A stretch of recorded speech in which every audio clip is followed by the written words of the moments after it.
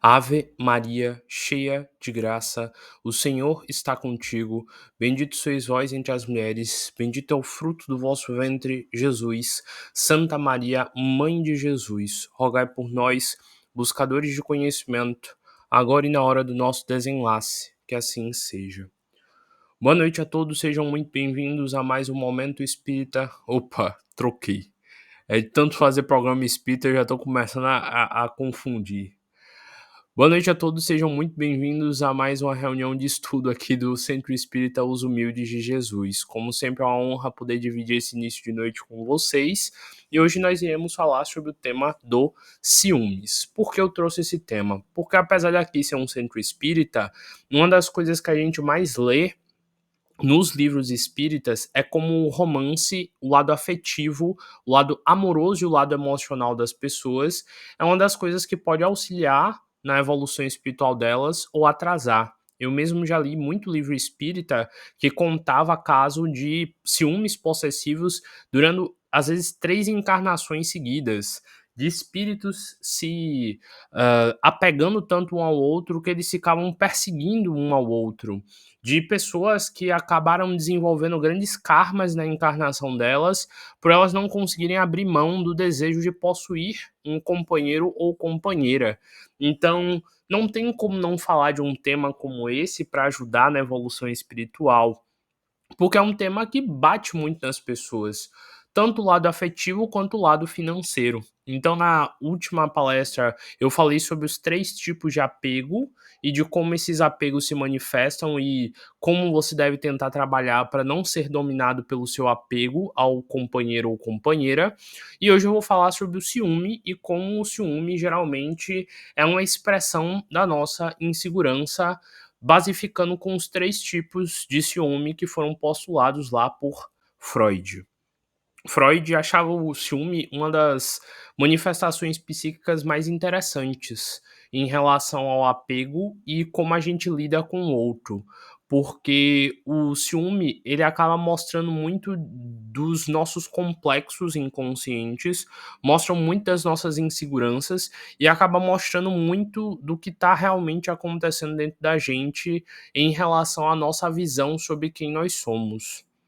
Já citei aqui para vocês várias vezes que lá na alquimia existe um conceito chamado laboratório interno e laboratório externo. Segundo a alquimia, tudo que existe dentro da sua cabeça seria o laboratório interno, que são seus pensamentos, suas ideias e tudo mais, e que essa vida é o laboratório externo.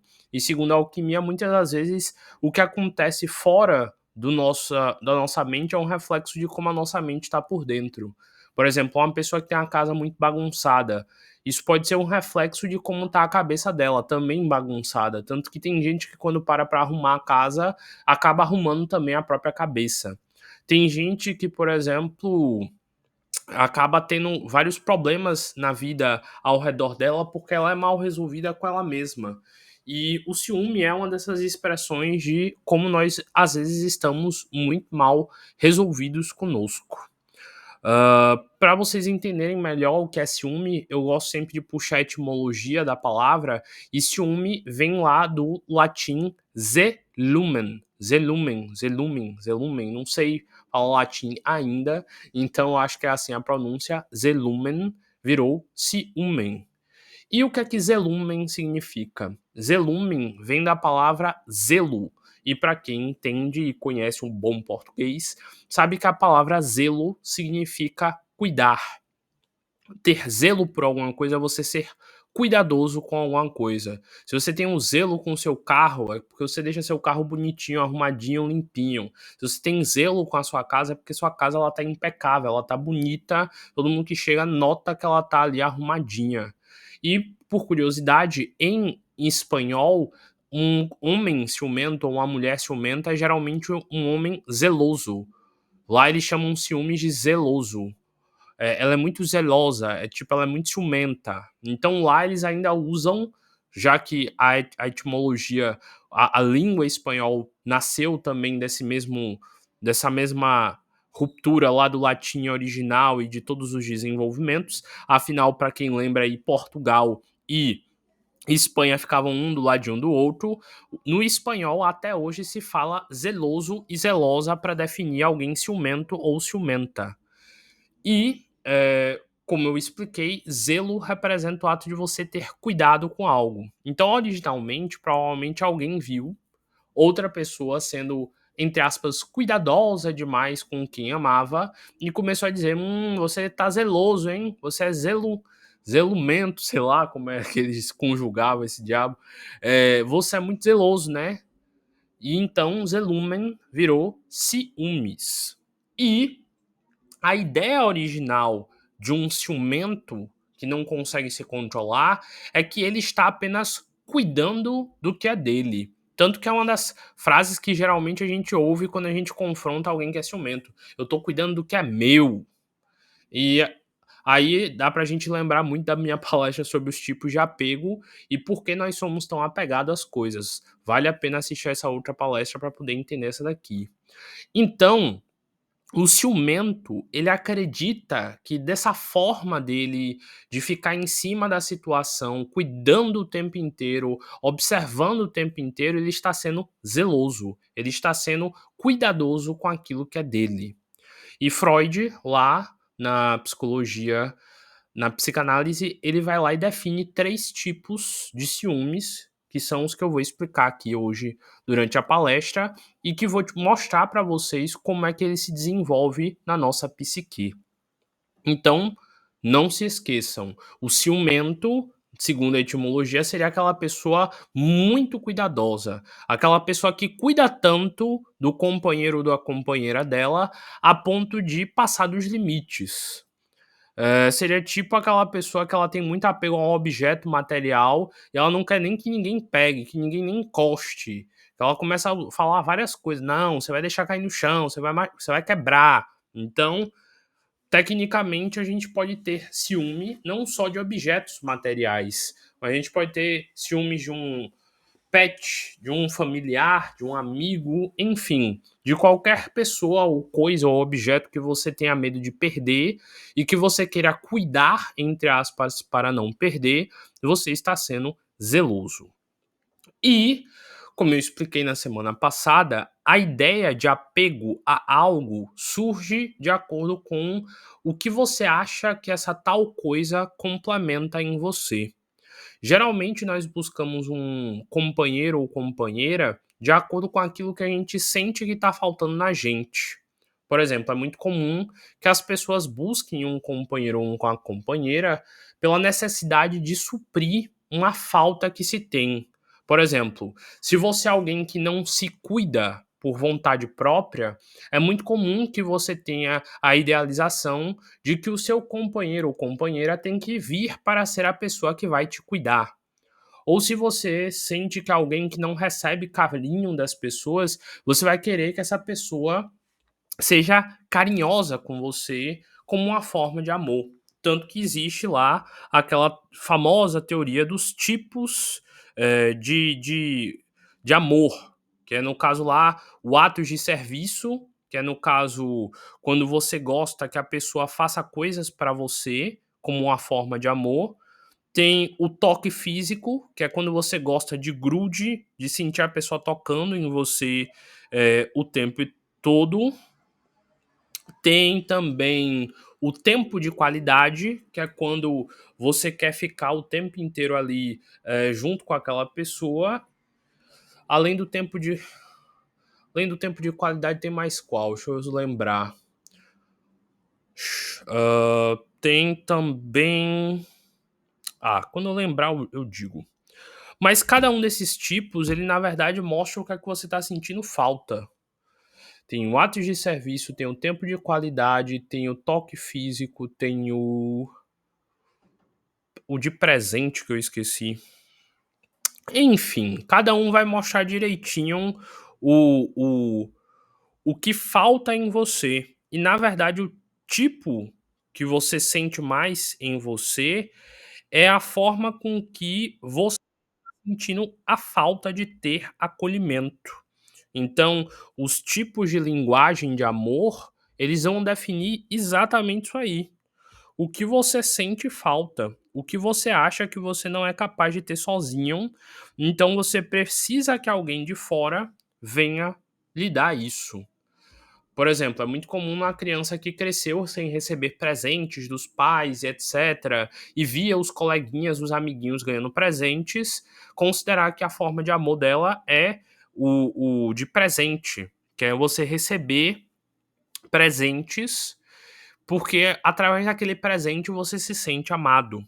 Ou então, se você é alguém que não teve amparo durante a infância e nunca te deram muito carinho, beijo, abraço, seu tipo de linguagem de amor pode ser de toque físico, porque você precisa sentir alguém tocando o seu corpo, perto de você, abraçado com você, para você se sentir amado. E se você não sentir isso, se você não sentir esse toque, para você essa pessoa não tá te amando, mesmo que ela te ofereça outros tipos de amor.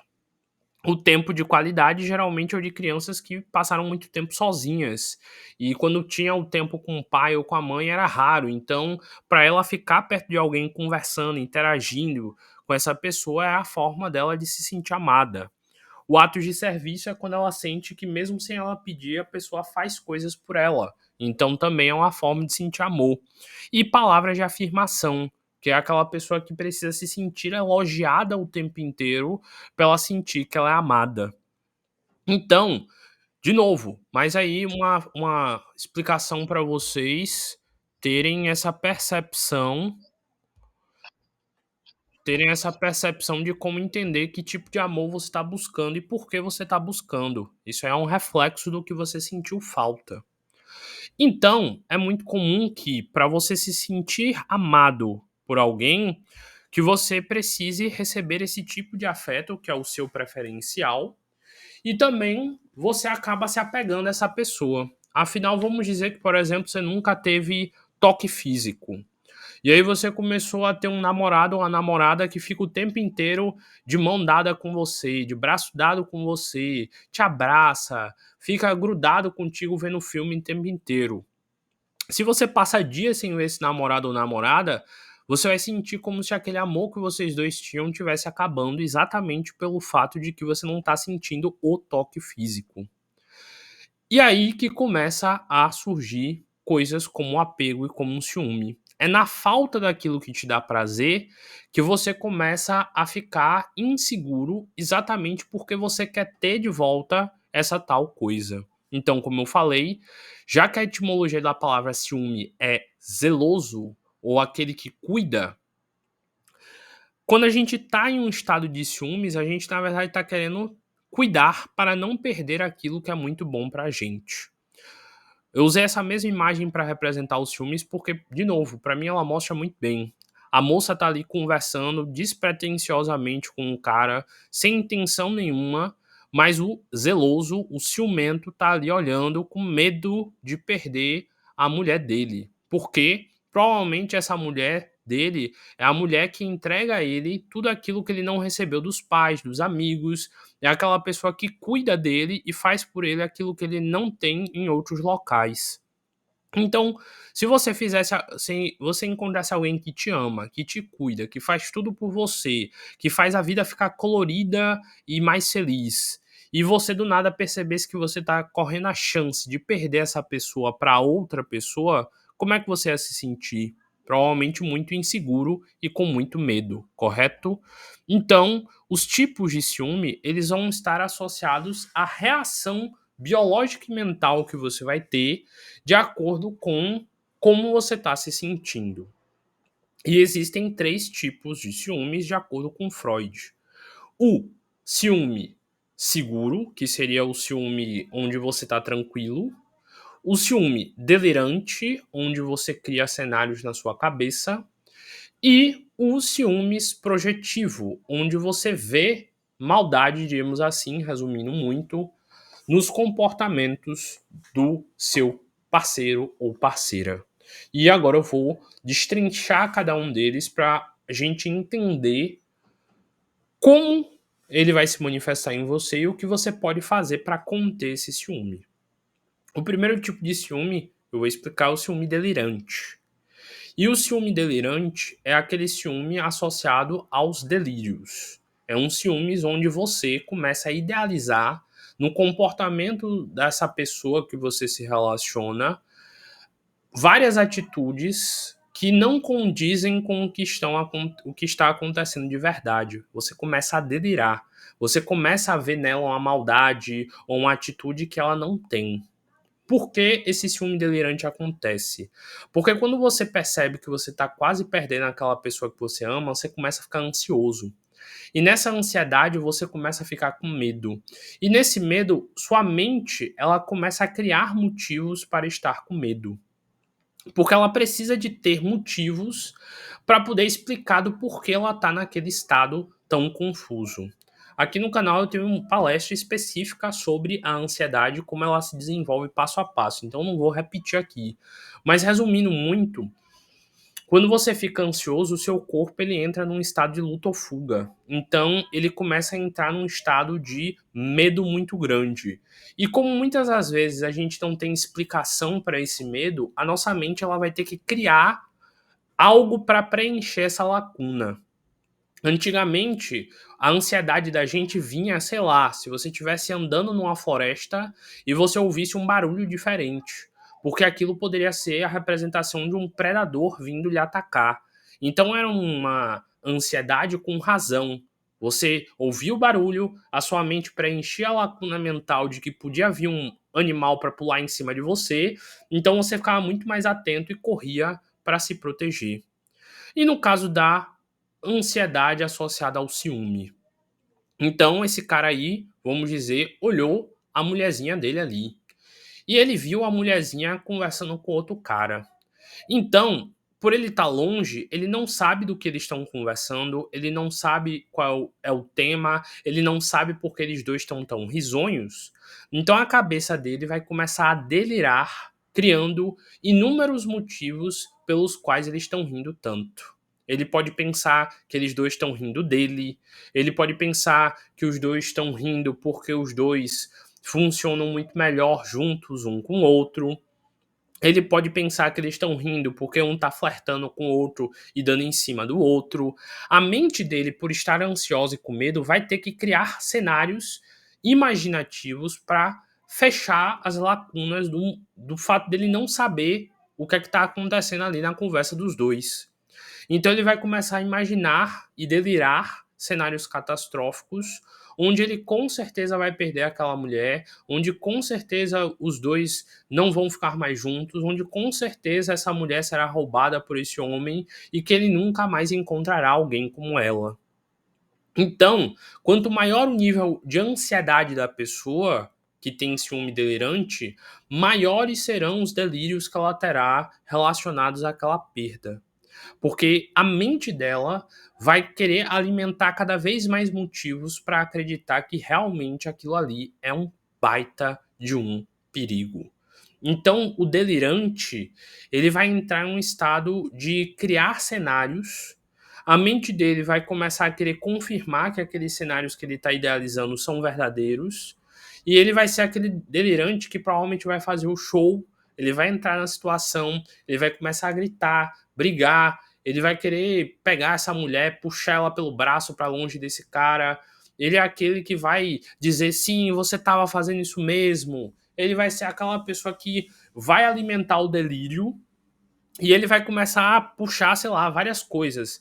Você tava mexendo no cabelo enquanto você falava com ele, é porque você tava realmente interessada.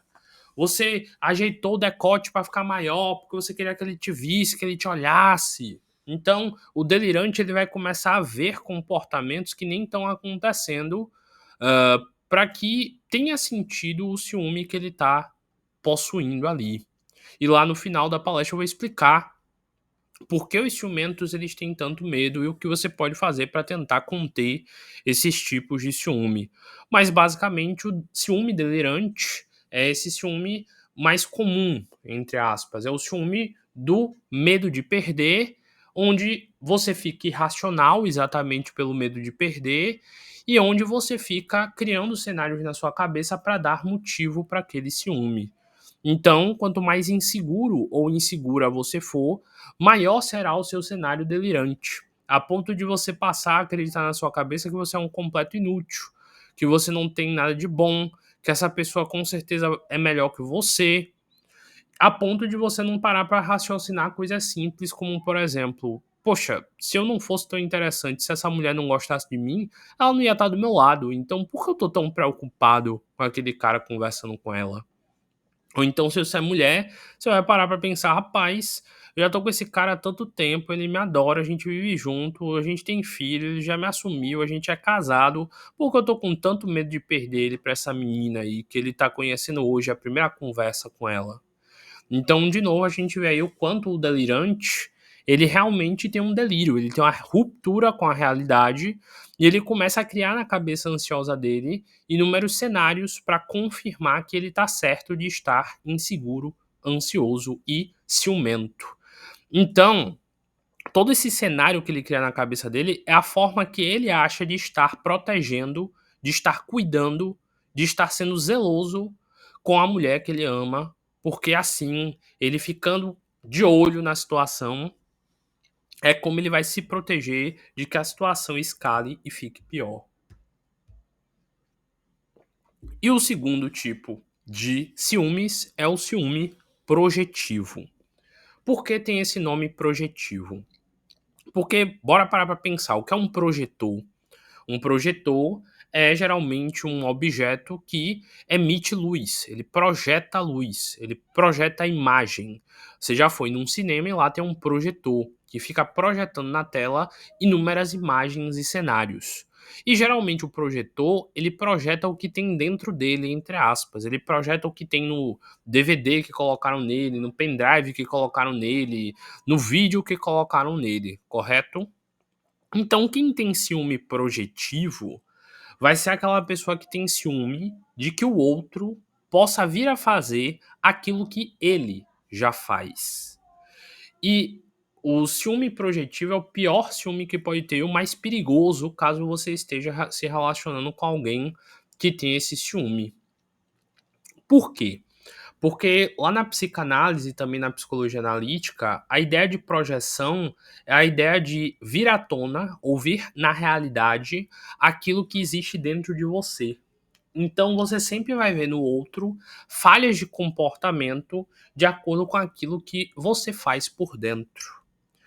Pode estar muito parecido com a outra palestra, mas é exatamente por isso, porque o apego, os tipos de apego também está associado com os tipos de ciúme. Afinal, o ciúme é a reação natural que você tem ao apego. Então é muito comum que quem tem o apego ansioso tenha o ciúme delirante. E quem tem o apego esquivo pode ter traços do ciúme projetivo. Mas continuando. Então, como o ciumento projetivo ele tem nos comportamentos deles atitudes falhas, como ele é alguém desonesto, ele pressupõe que todo mundo será desonesto como ele. Se você é uma pessoa que mente descaradamente, você vai acreditar que também todo mundo pode estar mentindo para você. Se você é alguém que trai compulsivamente, você também vai acreditar que a pessoa com quem você está se envolvendo, ela te trai também. Se você vai na rua e fica olhando para as mulheres na rua, é óbvio que se você vê sua mulher na rua, você vai achar que ela também fica olhando os homens na rua. Afinal, se você, que é o santinho ou santinha, faz isso, por que será que o seu companheiro também não faz? Então, o ciumento projetivo, ele vai ver no seu comportamento perigos que ele próprio comete, perigos que ele próprio faz. E por isso que ele vai ficar com tanto medo de que você faça tal coisa ou de que você tenha tal intenção. Ah, você tá usando essa roupa porque você quer chamar a atenção de todo mundo. Ele provavelmente pensa isso porque ele usa roupas planejadamente para chamar a atenção das pessoas. Então, o projetivo, tudo que ele enxergar no ciúme dele em você é porque ele faz igual ou até pior. Aquele ciumento que pede a senha do celular, pede a senha das suas redes sociais, quer ler todas as conversas e quer saber tudo, é porque provavelmente ele é o tipo de canalha que faz isso tudo. Ele que deve ter outro celular reserva para conversar com mulher de fora. Ele que deve usar uma rede social ou as redes sociais para conversar com outras pessoas. Então, se ele é esperto a ponto de ter uma rede social para mostrar para você e outra escondida, por que você também não é esperto a ponto de fazer isso com ele? Então, o ciumento projetivo ele é perigoso porque tudo que o ciumento projetivo vê em você é porque ele faz igual ou pior. E na maioria das vezes, a vítima do ciumento projetivo é inocente. Enquanto ele cria na cabeça dele mil e um motivos para ela estar fazendo aquilo que ele está atacando. Então, o ciumento projetivo, ele vai projetar tudo que existir de ruim nele e nos comportamentos falhos dele na pessoa com que ele está se relacionando. E por isso que é tão perigoso o ciumento projetivo, porque geralmente o ciumento projetivo ele é meio agressivo. Então ele vai te atacar diretamente, ele vai jogar na sua cara vários erros, entre aspas, que você está cometendo, e ele vai brigar com você e te forçar a admitir falhas suas que você nem cometeu. Porque para ele é impossível que você tenha feito aquilo sem a intenção de ter feito, porque quando ele faz, é com a intenção. Sabe aquela pessoa que vê maldade em tudo? É porque ela é maldosa também. Sabe aquela pessoa que enxerga em você o comportamento pior, da pior espécie? É porque ela também é capaz de ter aquele comportamento. Então, o ciumento projetivo vai ser aquele que vai jogar em você todas as questões mal resolvidas dele com ele próprio. Ele não confia em ninguém, por isso que ele não confia em você. Porque ele, em essência, não é alguém confiável. Então, esse segundo tipo de ciúme é muito interessante de estudar, porque quanto mais você vê a forma com que esse ciumento age, mais você vai saber onde é que estão as falhas dele.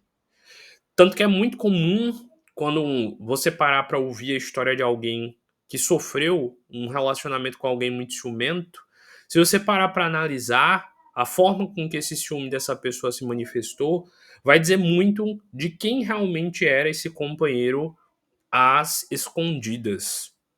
Tanto que é muito comum, quando tem a descoberta final da traição, o verdadeiro traidor ser o ciumento projetivo em vez da vítima do ciumento projetivo. O problema é que, até isso daí ser revelado, geralmente quem está sofrendo na mão desse ciumento não tem noção nenhuma, não tem percepção nenhuma. Geralmente é uma pessoa inocente, no sentido de ser meio aérea, meio confusa e de não perceber o que está acontecendo. E às vezes ainda tem o caso de que quem sofre o ciúme projetivo fica pensando: ah, ele é um cara difícil, ah, ele é uma pessoa traumatizada, ah, é porque ele teve uma história difícil, então agora ele tá descontando em mim, mas no fundo, no fundo, ele é uma boa pessoa. Então é muito comum que quem tem ciúme projetivo acabe com a pessoa que tem síndrome de reabilitação. Ela vai conseguir te curar, ela vai conseguir fazer você ficar bem, ela é a solução para a vida dele. Ele é difícil com todo mundo, ele é briguento e tudo mais, mas quando os dois estão a sós, ele mostra o lado sensível, doce e romântico para ela.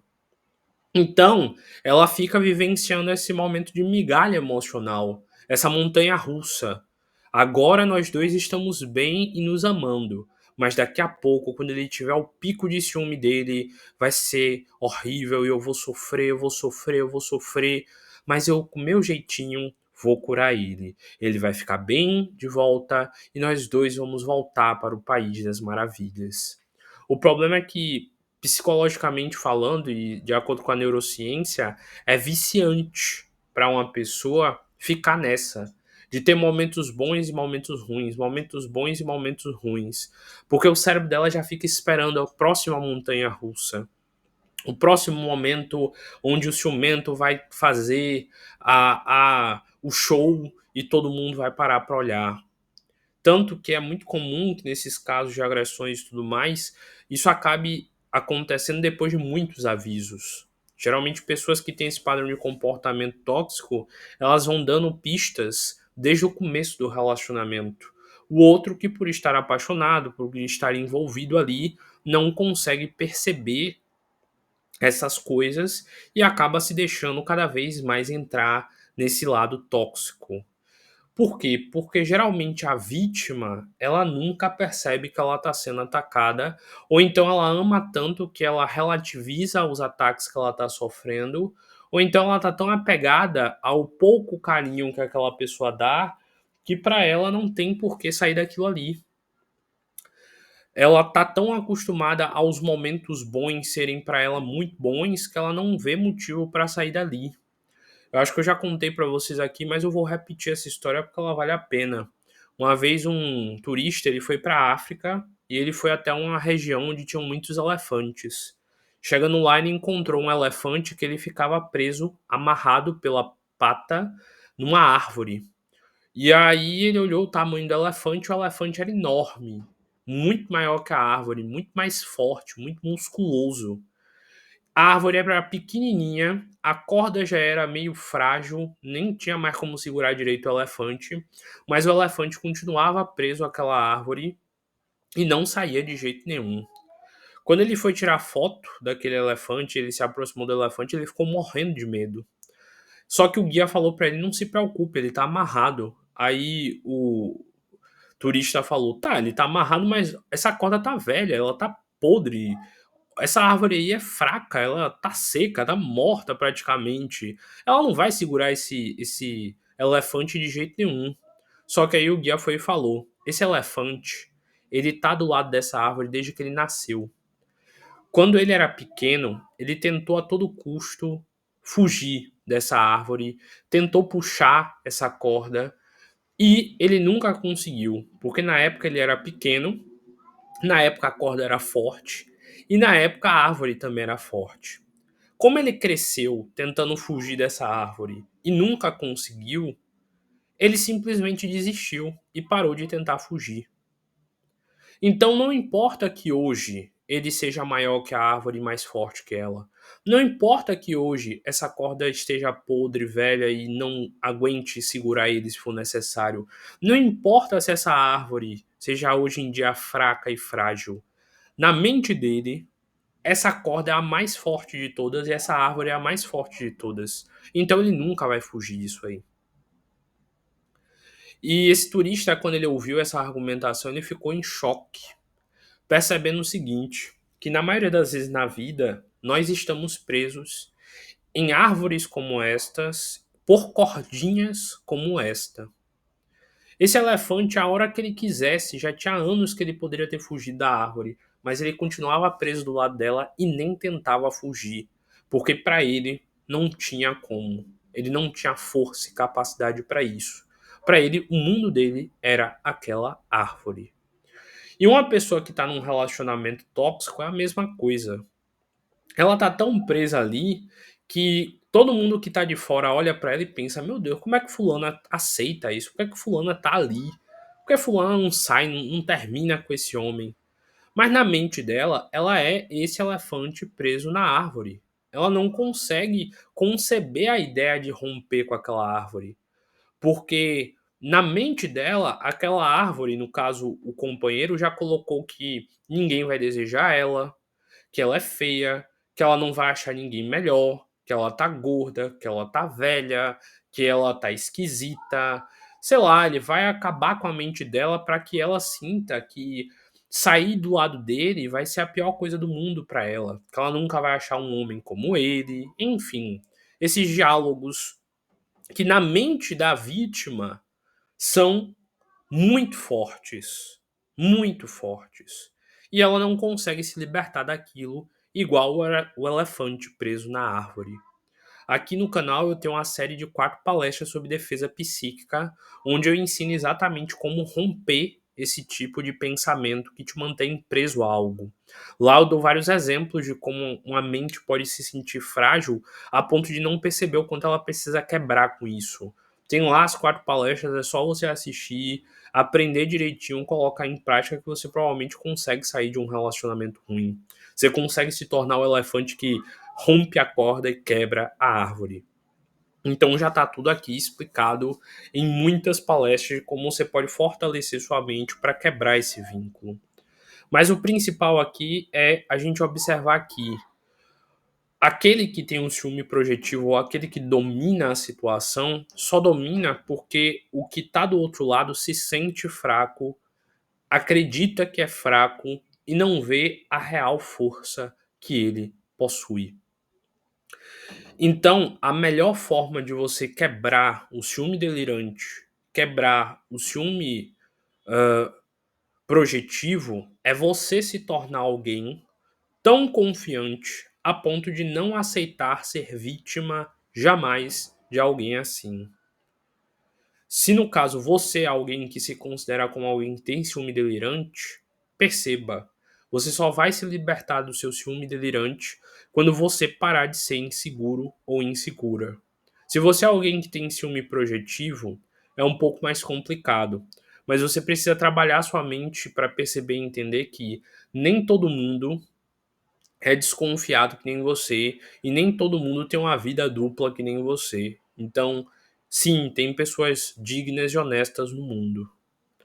Mas no caso do ciúme projetivo, na verdade você é um mau caráter mesmo. Essa é a história e por isso que você tem tanto disso aí. Mas você pode tentar se tornar uma pessoa boa e reeducar sua mente e entender que tem pessoas boas no mundo.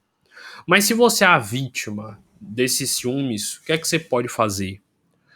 Aqui no canal também tem essa palestra aqui que eu tô mostrando, ó, 7 pilares da autoestima, onde eu explico como você pode trabalhar sua mente para você aprender a ter prazer em gostar de ser você. Aqui também tem essa palestra, ó, como sair da depressão, como se libertar da ansiedade, onde eu ensino a como controlar sua mente em relação a esses medos. Aqui tem essa palestra, ó, meditação para ansiedade e depressão, onde eu ensino sobre como meditar todo dia equilibrando os 7 chakras. E tem várias outras palestras aqui, inclusive sobre budismo, onde eu ensino a como lidar com um momento difícil.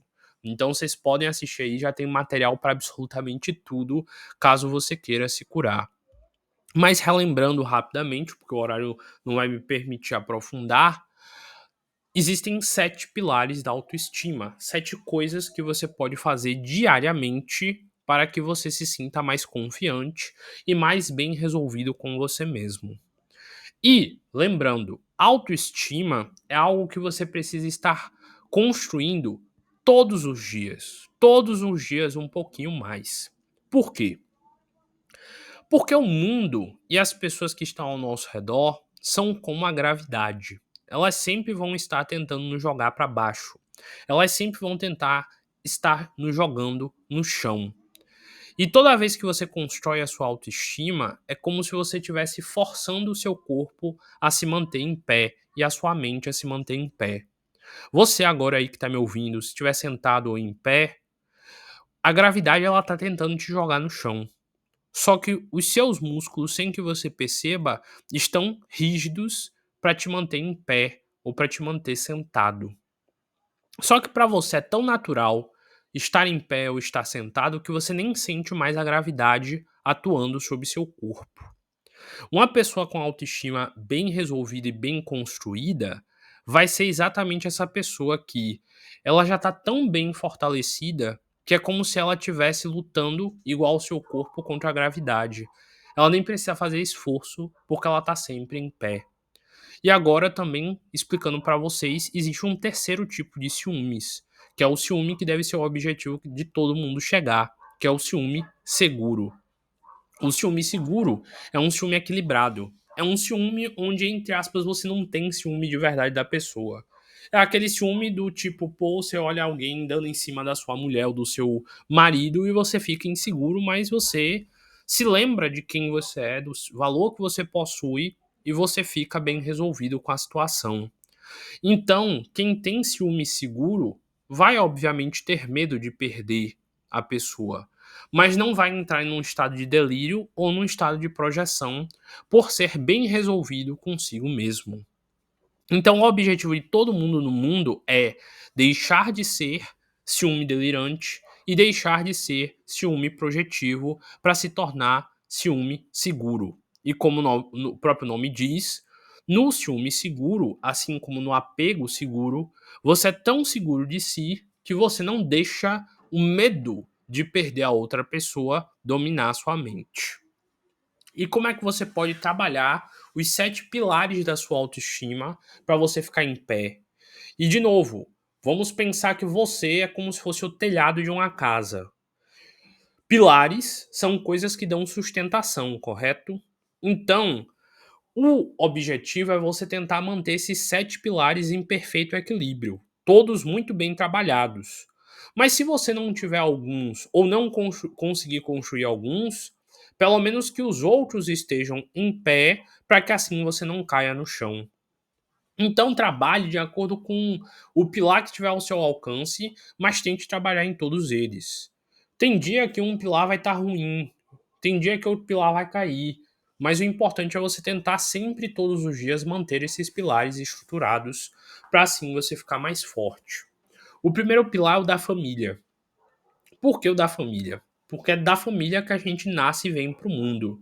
Então, dependendo de como é a sua relação com seu pai, com a sua mãe, com os seus irmãos, primos, tios, avós, você vai se sentir mais seguro ou menos seguro com o mundo. Lá na palestra sobre antroposofia que eu falo muito sobre isso, que alegoricamente o pai é aquele que te empurra para o mundo e te passa confiança e diz: vai lá, filhão, você consegue, desbrava o mundo. E a mãe é aquela que te protege, que te seleciona, tudo bem, psicologicamente falando, aquilo que você se acha digno ou não de possuir. Por quê? Porque a mãe é aquela que vai dizer: ó, bota o capacete, se protege. Não é assim, não se joga desse local, não. Então, de acordo com a forma com que você recebeu o amor ou carinho da sua família, vai ser a forma com que você vai se sentir seguro ou não. Então, se você tem uma mãe tóxica, uma mãe narcisista, se você tem alguém da sua família que fica lhe atacando o tempo inteiro, é muito provável que você tenha uma autoestima meio complicada de se lidar. Então, o pilar da família é essencial que você construa com força. Tá, Francisco, mas eu não tenho como controlar minha mãe, meu pai, meus irmãos, meus familiares. Então, como é que eu vou lidar com um pilar que nem tem como eu construir? Afinal, minha família é horrível.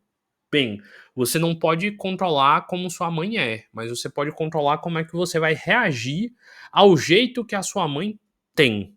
Então, se a sua mãe te chegar e falar, você é burra, você pode refutar na sua mente, não, eu sou uma mulher muito inteligente, muito bem resolvida. Você é feia. Não, eu me cuido todo dia, eu passo creme no meu cabelo, eu cuido da minha pele, eu faço skincare. Então, lá nas palestras sobre defesa psíquica, eu explico muito bem como você pode fazer isso. Mas tem como você viver numa família completamente tóxica e ainda assim não ser afetado por nada do que eles dizem. E na verdade se tornar ainda mais confiante por perceber e o tempo inteiro trabalhar na sua mente o quanto você não é aquilo que eles definem de você. E o segundo pilar é o pilar do autoconhecimento, que é exatamente o que você vai precisar fazer para fortalecer sua mente em relação ao que a sua família está destruindo na sua cabeça. Porque quanto mais você se autoconhecer, mais você vai perceber o potencial que você tem, a capacidade que você possui e a pessoa incrível que você é, diferente do que te dizem que você é. Então, é nessa mudança de percepção de quem você é de verdade, diferente do que dizem que você vai construir a sua autoconfiança. O terceiro pilar é o pilar da inteligência. Porque nas listas, as coisas que deixam uma pessoa, entre aspas, mais atraente, a inteligência está geralmente entre as primeiras coisas. Então, leia livros, estude, tenha conhecimento, saiba sobre muitos assuntos, seja influente, saiba conversar, saiba interagir. Quanto mais inteligente você for, maior será a sua autoestima. Tanto que é muito comum, às vezes a gente acompanhar palestrantes na internet que são feios, viu? Esquisitos, mas eles falam tantas coisas bonitas que você começa a achar eles atraentes e bonitos e bonitas. Exatamente por isso. Eu lembro de uma vez que eu tava vendo um vídeo, eu acho que foi do Leandro Carnal, e uma mulher comentou assim: que careca feio. E eu me acabei de rir, porque quando eu fui olhar os comentários de baixo, tinha uma mulher dizendo: eu ouço ele há tanto tempo que eu achava ele realmente feio, mas hoje em dia, pra mim, ele é lindo. E aí elas duas começaram a brigar do que é beleza e do que não é, e eu me acabei de rir. Então, assim, às vezes, Só falta você ser uma pessoa mais inteligente para você ficar bonito ou bonita. Também tem, obviamente, a beleza física. Tudo bem, você não tem como escolher como é que vai ser seu corpo, sua altura e várias características. Mas pelo menos você tem como cuidar da sua aparência e de quem você é. Você pode fazer um corte de cabelo que te deixe mais bonitinho, você pode fazer uma academia para ter uns musculozinhos, você pode não ser alto, pode ser baixo, mas sei lá, você pode compensar de outras formas. Então, assim, cuide do que dê pra cuidar. Sua pele tá ruim? Lava a tua pele, faz um skincare, usa um produto de beleza, se cuida, faz uma dieta. O que você puder e tiver ao seu alcance, faça para que você sempre esteja na sua melhor versão. E não é porque alguém tem que lhe olhar, não é porque você tem que ficar bonita pra si e não pro mundo. É simplesmente cuide do que você tem. Se você tivesse um carro, você não ia lavar esse carro, você não ia polir esse carro, deixar ele bonitinho, brilhante pra você sair com ele? Por que você não pode cuidar do seu corpo também, pra você ficar bonitinho, arrumadinho, arrumadinha? Passa um perfume, bota um cabelinho, passa uma maquiagem, se resolva aí. Dê seus pulos, canguru. 5. Amigos. Tenha boas amizades, tenham pessoas que te valorizem, que te elogiem, que te façam perceber o seu valor para o mundo. Tenha amizades que te nutram. Como eu sempre repito aqui, você é o resumo das 5 pessoas com que você mais anda. Então perceba quem está ao seu redor e quem você considera como amigo, quem você cuida, nutre e considera. Porque quem é seu amigo diz muito de quem você é. Então, selecione as pessoas.